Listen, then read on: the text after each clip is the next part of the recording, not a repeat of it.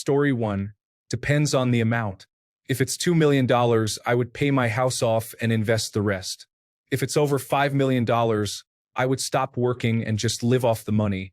Story 2. Put in my 2 weeks so that it isn't suspicious and hire a financial advisor immediately. Tell them I would like to start a fund or investments that would allow me to live comfortably regardless of what happens to the millions, as well as support my friends and family in case I pass away. Paying off debts and traveling are the next steps.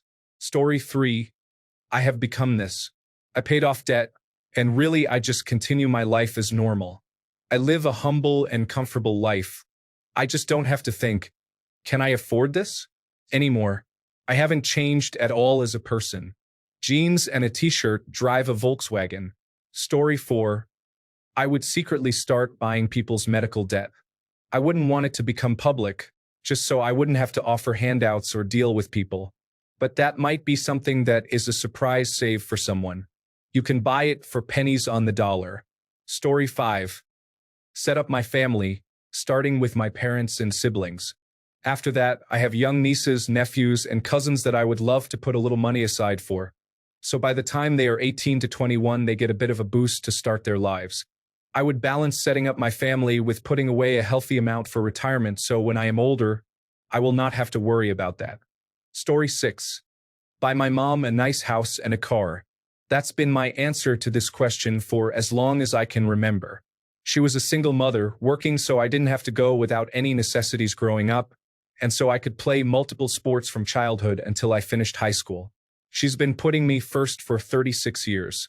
Even now, as a grown adult with children, she puts them first. She's the most selfless person I know and has a heart of gold. I wish more people were like my mom. So yes, I would buy a nice house or buy a house for my family that has a guest house and move her in there so she can be close to my kids. Then I would tell her to pick any car and it's hers. Story 7. Nothing. I won't quit my job, and I sure as hell won't be buying expensive things. I'll just keep living as I'm living now, but with the peace of mind that if anything goes wrong, I have a backup plan. Story 8. Some of you all overestimate what being a multimillionaire means. It is technically as low as $2 million, which I am sorry to say is not the forget-you money some of you think it is, especially in high cost of living areas. Story 9. Establish shelter for animals. Build a team to find genuine animal lovers and support them. Also, invest in stocks and shares in their names, of course, for myself too, with the profit utilized solely for them. Story 10. Get the money in the account. Check into a nice hotel.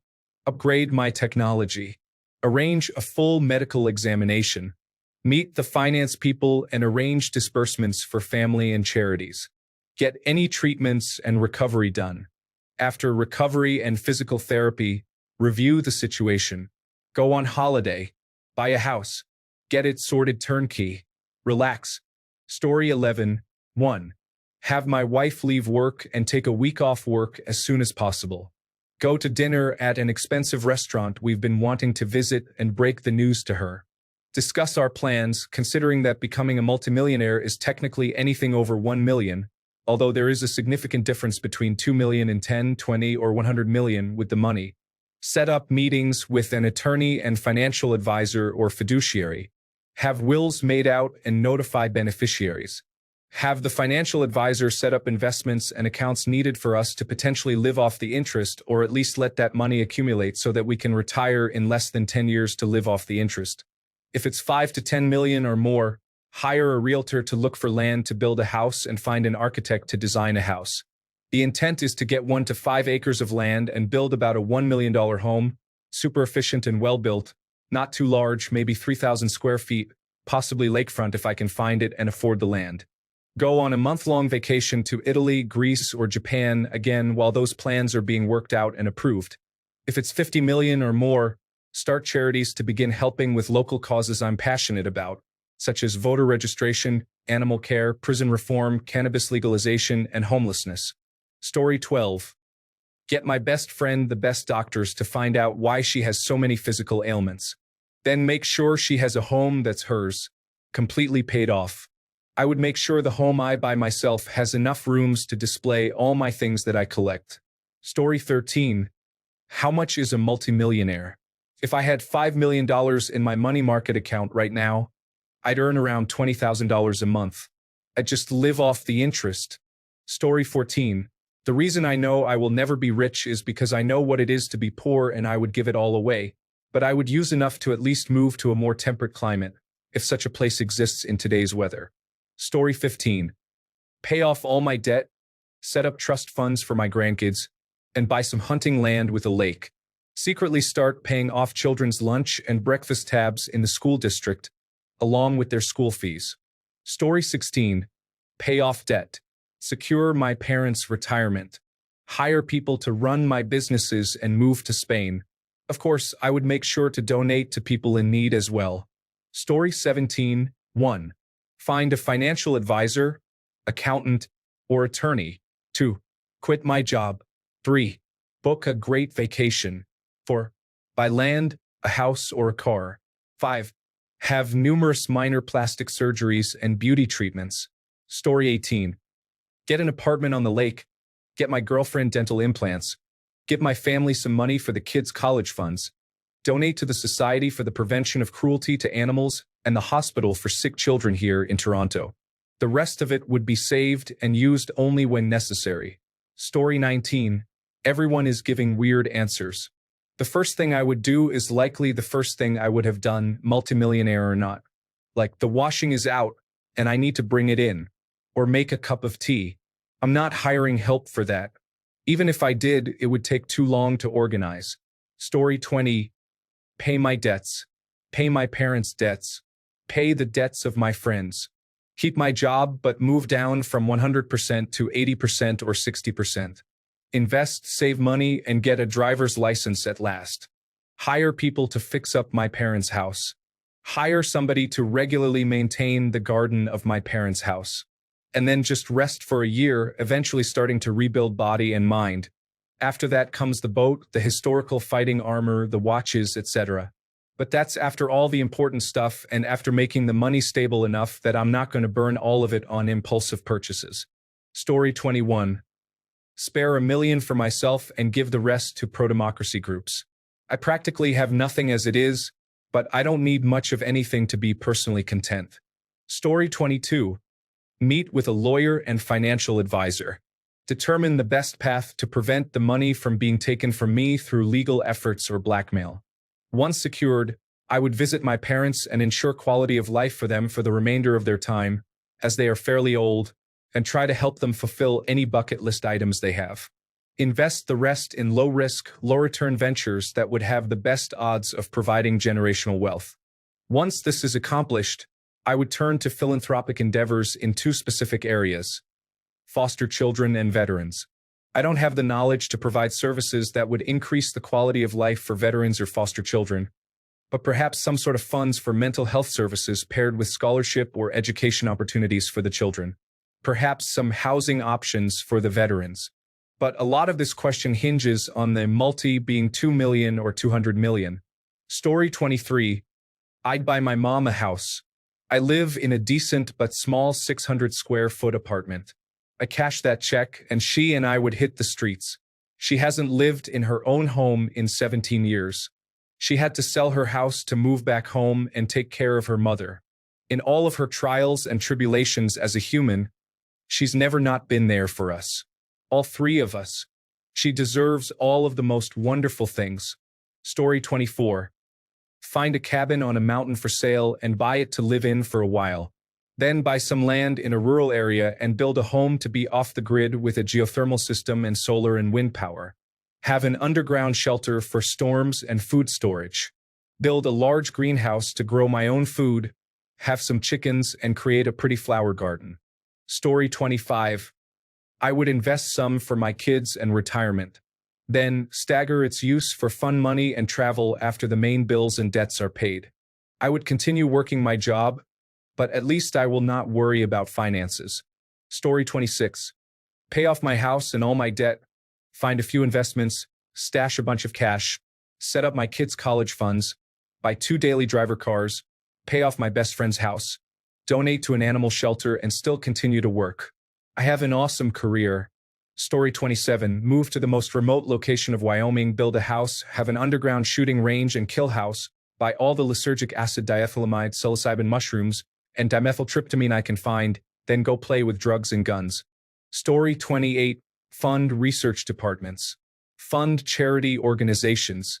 Fund social justice movements and other such worthwhile campaigns. Fund educational institutions so that students can get scholarships or bursaries. Buy my apartment so that I don't have to rent. Make plans to spoil my mother and stepfather on a monthly basis. Give them money to further develop the farm at a faster pace. Travel twice a year. Story 29. First thing I would do is lie down on the couch and enjoy the weight of debt and responsibility being lifted off my shoulders. That feeling of freedom is one of the things money can buy. Story 30. Stop, drop, and roll. Call my attorney and get down to business. Protect myself from those who would take my good fortune away from me because they are many. They are waiting out there somewhere in cyberspace. Waiting for me, especially me, and I am not going to make it easy on them. Story 31. Start researching to find professionals to build a financial advisory team, from lawyer to investment advisor. Go from there. Likely will not quit my job because people will get suspicious and I kind of like my job. Story 32. Invest all of my money in risk-free investments and live off the interest. Go to school and learn science. Work on developing something useful for humanity. Story 33. Honestly, take a vacation once the money is secured. Then start house hunting while working with an advisor to make sure the money is set up to last. Story 34. Not tell anyone. Put 50% into gold and silver immediately, as in purchase the physical metals. Buy a property somewhere like Utah or Montana with a long driveway to see anyone coming. Start some form of cult and do drugs, invest in some ventures, and have the rest in investments I can live off the residuals. Story 35. Disappear from relatives and friends. They will be the first bottom-feeding, money-grabbing vultures to approach you when you gain big money. Go to a 4-star motel or hotel and start calling attorneys, accountants, and wealth planners with a landline phone. Story 36. Pay off the mortgage right away. Buy myself a Porsche 911. Buy my wife a G-Wagon. Scale back my workdays but still work full-time and basically live life the same. Story 37. Cry of relief? My relatives and I won't have to suffer anymore. And I will have the best night of sleep and peace I have never had since my childhood. I know how cheesy and overdramatic it sounds, but still, sorry for my English. Story 38. Buying a grand piano for someone who deserves it.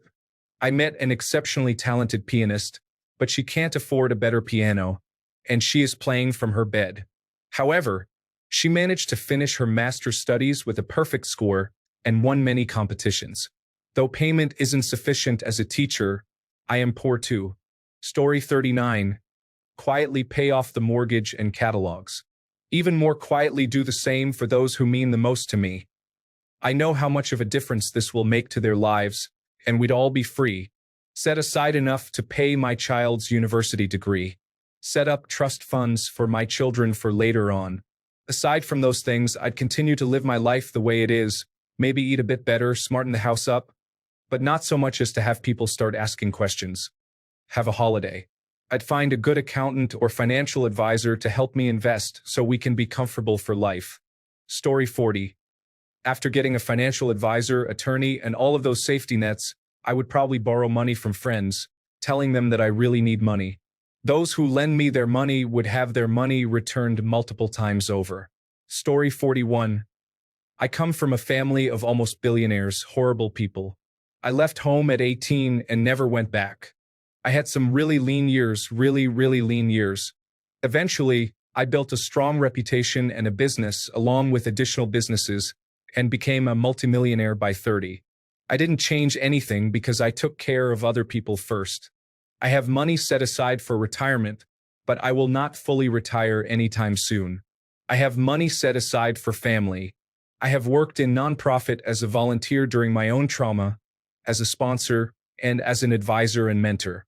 I probably put a third or more of my money into the causes that mean the most to me, including the one I have a personal connection to over the last few decades. I live in the same house that I bought 30 years ago. I have 2 cars that are nothing fancy. I had the chance to work abroad, and I bought a small modest apartment when I had to move to another location for work, which happened more than once over the decades. I sold it at market to a nice family or couple as I could. Life for me has been about not even being comfortable, just having enough of the basic things to survive, plus maybe a little more for my family so they are happy. For me, it's always been about people. People I love and people that I can help. On occasion, maybe something for me that brings me a little extra joy, like a nice coffee mug or a nice knife for cooking. Some people that casually know me and the successes I've accomplished assume, if they haven't been to my home, that I might have an extravagant lifestyle. But I don't, and I won't. I've seen what that does to people, and for some, it's a horror show. When I go, whatever money I have left will go to family, a modest foundation, and those nonprofits. When I'm gone, a little something decent will remain behind. That's more than enough for me. Let me be a small ray of sunshine for someone when I'm gone. Story 42. Go and pay off all my loans and credit cards, and then go to work. Hurry up and get ready for work because a few million isn't enough to quit the job these days.